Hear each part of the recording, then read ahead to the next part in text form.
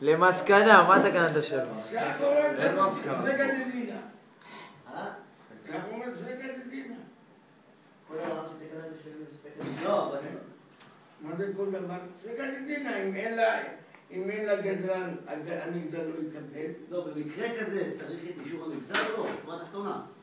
אני לא צריך את האישור. אז יפה, אין מסקנה. לא צריך? לא צריך את המחילה של אדוני, המגזר. אם אני גזלתי, אני יכול לבוא ריבונו של העולם ולהגיד לו, מורי ורבי ובוראי, נתת שח בעולם, השח אמרת ספקת דדינה. המוצאים לחברו על המראיה. שאני רוצה שאני חייב. השאלה, הוא ודאי חייב לו. בוא נקרא לזה ככה, הוא גזל לו.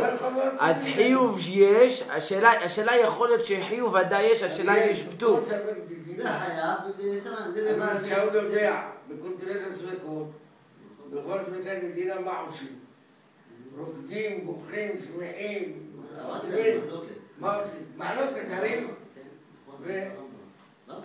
למה? הנה, הוא יודע. אתה יודע. אבל זה לכולה בסוף, מה זה לכולה? כולה למגזל, בממונות אני לא יכול, כולה לזה, כולה לזה. זה לא איסורי.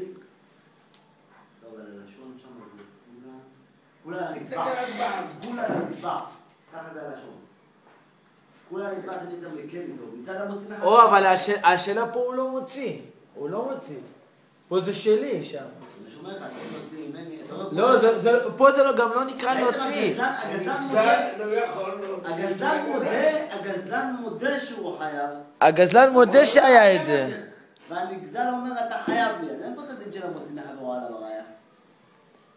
אבל הוא חייב תיק. פה לא שייך להוציא בכלל. מה זה המוציא? יש אצלי בבית, אני מוחזק, זה שלי. פה אתה יודע שזה שלך, שלי. על ידי הוצאה לפועל. אתה לא יכול לבוא להוצאה לפועל לגזלן, רוצים לתת לו נגזל.